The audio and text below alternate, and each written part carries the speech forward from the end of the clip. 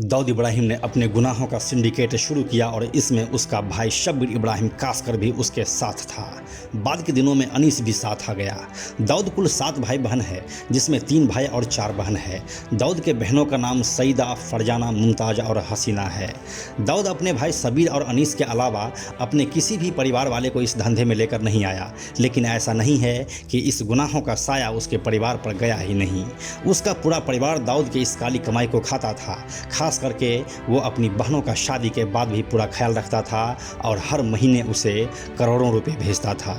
लेकिन उसकी एक बहन हसीना इस धंधे में आ गई और अच्छी खासी छाप भी छोड़ी। हसीना के धंधे में आने की कहानी किसी फिल्म की कहानी से मिलती है।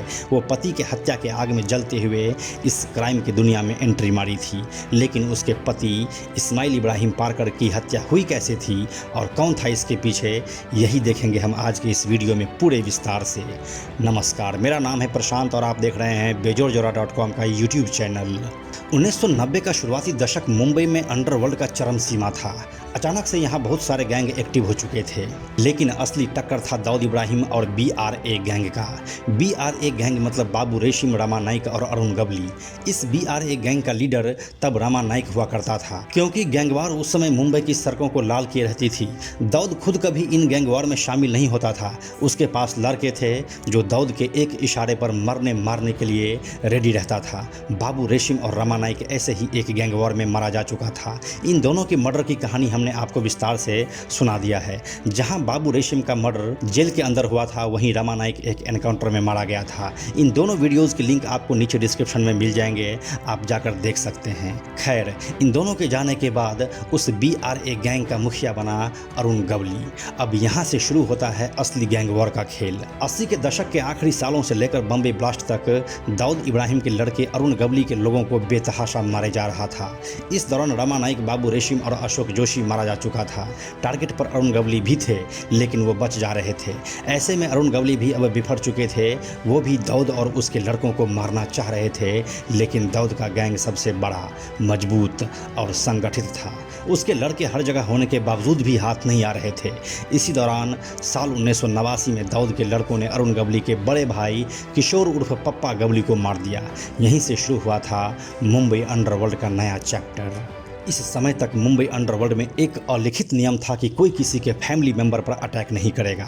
आपकी जिससे दुश्मनी है, आप उससे ही आमना सामना कीजिए। फैमिली को बीच में लाने की ज़रूरत नहीं है। मामला चाहे एरिया का हो या वसूली का, आप सामने वाले के घर वालों को हाथ नहीं लगाएंगे। यहाँ तक कि पुलिस भी ऐसा करने से बचती थी। कुछ रिपोर्ट्स का मानना है कि पप्पा गवली अंडरवर्ल्ड से नहीं था, इसीलिए दाऊद ने पहले इस नियम को तोड़ा। वहीं कुछ लोग इस बात से इनकार भी करते हैं, लेकिन अब तो अरुण गवली का बड़ा भाई किशोर यानी कि पप्पा गवली मारा जा चुका था। अपने बड़े भाई के हत्या के गम में डूबा गवली इस बात को अच्छे से समझते थे कि यह कारनामा डी कंपनी का ही है, इसीलिए वो अब अपने लड़कों को डी कंपनी के गुर्गों के पीछे लगा दिया। कहीं कुछ हाथ नहीं आ रहा था, 1-2 हाथ भी लगा तो वह किसी काम का नहीं था। उससे कोई इन्फॉर्मेशन नहीं मिलने वाली थी। इतना सब हो रहा था और गवली का मिजाज भन्ना रहा था। वो किसी भी तरह से दाऊद को रास्ते पर लाना चाहते थे, लेकिन उनको कुछ मिल नहीं रहा था। ऐसे में एक आइडिया आया, फैमिली वालों पर अटैक नहीं करना है। इस अघोषित नियम को हालांकि दाऊद ने तोड़ दिया था, लेकिन यह अरुण गवली के जहन में अभी भी बरकरार था। अरुण गवली डी कंपनी का कमर तोड़ देना चाहते थे, लेकिन उनको पहले कुछ हाथ तो लगे। वो इंतजार करना चाहते थे, लेकिन उनके बड़े भाई का मर्डर उनको ऐसा करने से रोक रहा था। उनके सब्र का बांध अब टूट रहा था। परिवार के बदले परिवार वाला मैटर अब डिसाइड हो चुका था। अरुण गवली के पास इस बात को लेकर मीटिंग किया गया कि किसको टारगेट पर लेना है। नाम फाइनल किया गया इस्माइल पारकर। इस्माइल पारकर पहले बॉलीवुड में जूनियर आर्टिस्ट हुआ करता था, लेकिन हसीना से शादी के बाद उसने होटल का धंधा शुरू किया। साउथ मुंबई के नागपारा में जहां हसीना पारकर का घर था, वहीं पर इस्माइल का एक होटल था। 26 जुलाई 1991 का दिन इस्माइल दोपहर में अपने होटल के काउंटर पर बैठा था, तभी कार से कुछ हथियारबंद लोग आए और ताबड़तोड़ गोलियों की बौछार कर दी। इस्माइल ने भागने की कोशिश भी की, लेकिन उतना टाइम नहीं मिला और मौके पर ही उनकी मौत हो गई। दाऊद के जीजा और हसीना के पति इस्माइल इब्राहिम पारकर की हत्या हो चुकी थी। इस्माइल इब्राहिम पारकर से जब हसीना की शादी हुई थी तब वो महज 17 साल की थी। कहा गया कि इस हत्या के पीछे गवली गैंग का हाथ था। इस्माइल को मारकर गवली गैंग ने पप्पा गवली के मर्डर का बदला लिया था।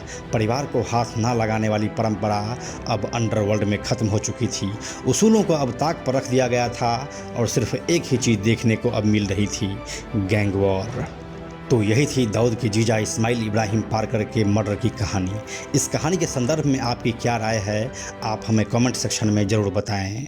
अंत में एक और ज़रूरी बात, हमने बेजोड़ जोरा का एक टेलीग्राम चैनल भी बनाया है जहां आपको हमारे वीडियोज़ के लिंक सबसे पहले मिल जाएंगे। इसीलिए आप लोग टेलीग्राम पर भी हमसे जुड़ें। टेलीग्राम पर हमसे जुड़ने के लिए सिंपली आप टेलीग्राम ऐप के सर्च में जाकर बेजोड़ जोरा टाइप कीजिए और चैनल पर जाकर ज्वाइन बटन पर क्लिक कर दें, आप हमसे जुड़ जाएंगे। यह वीडियो अगर आपको पसंद आया तो इसे लाइक और शेयर जरूर करें। आने वाले वीडियोज़ के लिए बेजोड़ जोरा को सब्सक्राइब करके बेल आइकन को टच करना ना भूलें। Thank you so much.